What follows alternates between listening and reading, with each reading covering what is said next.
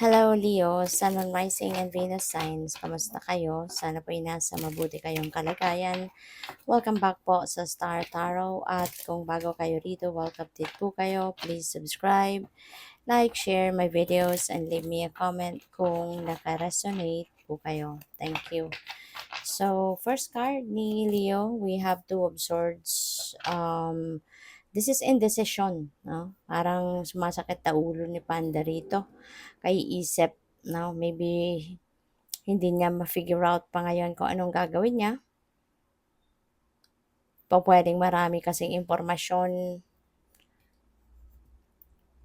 Maaring kaya hindi kayo makapag-desisyon pa sa ngayon kung ano man to kasi pwedeng sa dami ng information siguro na alam ninyo, na hawak ninyo kaya lalo kayong nalilito. Pwede rin na hindi pa ninyo ma-figure out, 'di ba? Kung ano talaga yung gusto ninyong gawin dito, pwedeng ganon. So, yeah, don't rush yourself. Wag mong madaliin. Wag kang magmadali.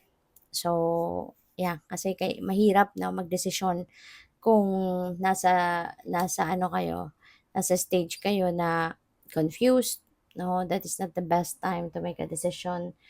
Kung natatakot, sobrang excited, mga ganong pakiramdam, yun ang mga dapat na iwasan ninyo ng mga times ng pagdedesisyon. Kaya kailangan dapat kalmado kayo. You know, dapat nandoon muna kayo sa estadong kalmado, clear yung isip ninyo, okay? Para hindi ninyo pagsisihan. So, we have Ace of Wands, and so, this is a new opportunity coming your way.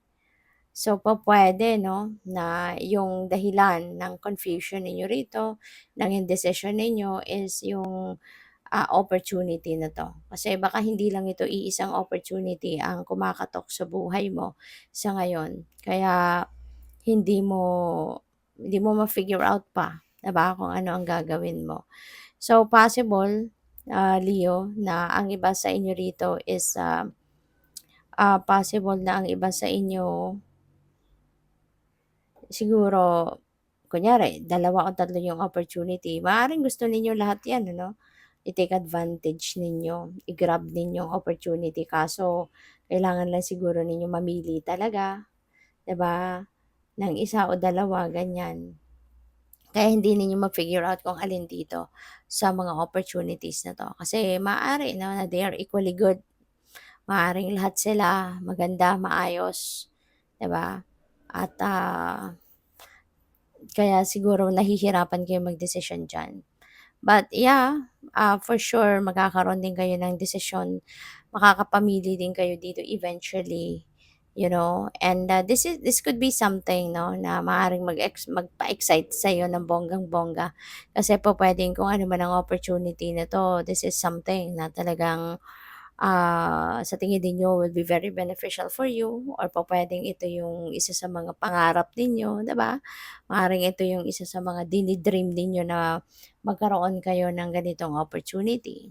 So, we have Seven of Pentacles. Si Seven of Pentacles, ano to, parang nag-aantay na lang, 'di ba, ng tamang panahon para anihin mo na kung ano man yung bunga ng inyong pinaghirapan. So, this could be something na ginawa na ninyo, pinagtrabahuan nyo na, you've exerted a lot of effort on this, and sa tingin ninyo, nagawa nyo na yung dapat ninyong gawin. Nagawa nyo na yung parte ninyo rito. So, you're just waiting for the right time para mag-come to fruition na yung ano na to.